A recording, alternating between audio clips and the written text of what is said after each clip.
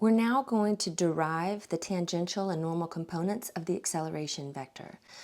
The acceleration vector can be decomposed into the sum of two vectors, one of which is the scalar multiple of the unit normal vector, the other is a scalar multiple of the unit tangent vector. The scalar multiple of unit normal is going to be curvature times speed squared, and the scalar multiple of unit tangent is the derivative of the speed function, or the derivative of mag v. Before we begin, there are several things that we're going to need to pull into the derivation. First of all, that the acceleration can be determined by differentiating velocity, which is the second derivative of position. And throughout this derivation, we're actually going to use a more compact notation and say just acceleration without that functional notation bit is equal to the first derivative of velocity and the second derivative of position. This will make our derivation a little bit more compact. Let's also recall that the unit tangent vector is a vector in the direction of the tangent line, so r prime points in the direction of the tangent line. In order to ensure that it's a unit vector, we divide it by its own magnitude, and of course we can use the notation velocity for r prime instead. And just as a reminder, the magnitude of the unit tangent vector is always 1. Let's also recall that the unit normal vector is a unit vector in the direction of the unit tangent's derivative. So we take unit tangent derivative and divide it by its magnitude.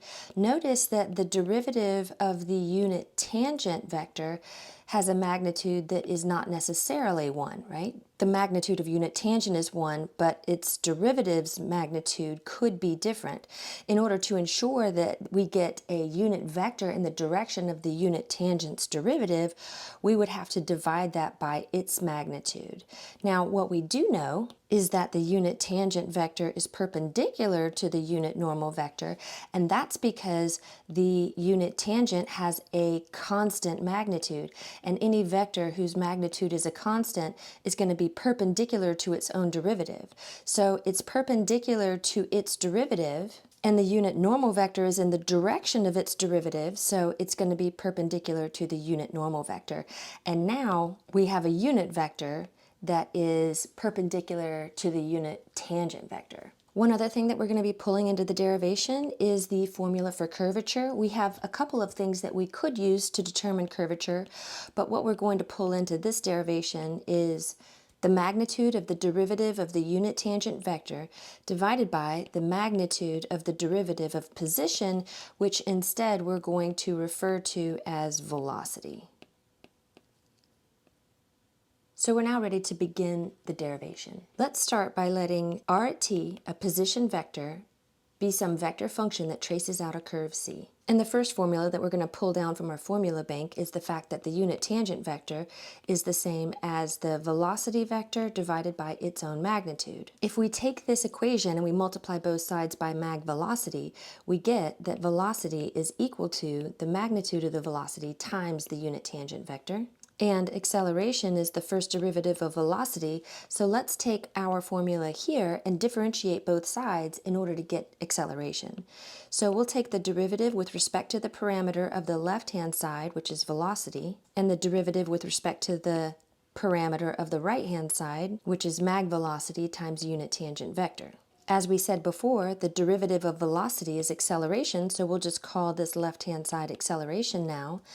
And on the right-hand side, we have a product of a scalar quantity, because the magnitude of a vector is a scalar quantity, times a vector function. So a scalar function times a vector function. And when we take the derivative of this product, we are going to use the product rule. And so that looks like the first times the derivative of the second plus the derivative of the first times the second. A scalar function times a vector function. Now, we already, in this step, have decomposed acceleration into the sum of two vectors. This vector is a scalar multiple of the unit tangent vector. And that's what we want from one of the vectors that acceleration is decomposed into. The scalar multiple of this vector is the derivative of the magnitude of velocity. And if we come back up here as a reminder, what we're trying to derive is the tangential component being a scalar multiple of the unit tangent vector, and that tangential component is the magnitude of velocity's derivative. So we have effectively derived the tangential component, and we're done with that bit. So now we're going to focus on the normal component, the scalar multiple of my unit normal vector, which is curvature times speed squared. So we'll be focusing our attention on this, and we want to try to express it as a scalar multiple of the unit normal vector. So let's recall from our formula bank that the unit normal vector can be expressed as the derivative of unit tangent divided by its own magnitude. And if we multiply both sides of this equation by mag unit tangent vector's derivative, we get unit tangent derivative is equal to its magnitude times the unit normal vector. So at least now we have the unit normal vector, and we just need to try to get this to be that formula in terms of curvature. So to relate this magnitude to curvature, we're going to use that curvature formula, which is that curvature is equal to the derivative of unit tangent's magnitude divided by r prime's magnitude, but let's call that v instead. And since we're trying to come up with a substitution for this term here, we're simply going to multiply both sides of this equation by mag v, which will give us mag unit tangent's derivative is equal to mag v times curvature. So this is our substitution into here, and then this will be the substitution into here.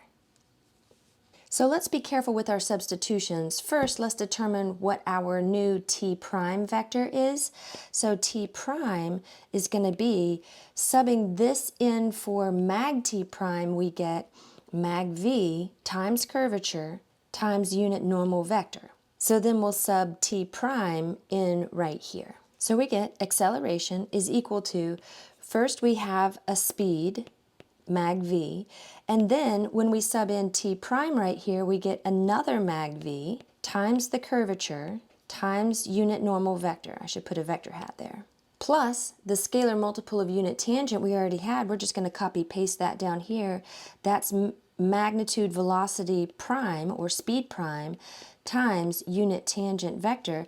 Now all we have to do is clean this up and we're done. I'm going to go ahead and bring back the functional notation, is equal to speed squared, right? We have v times v, which is v squared, times the curvature, all scalar quantities, times the unit normal vector with a vector hat, plus mag v, which is speed, prime, times unit tangent vector.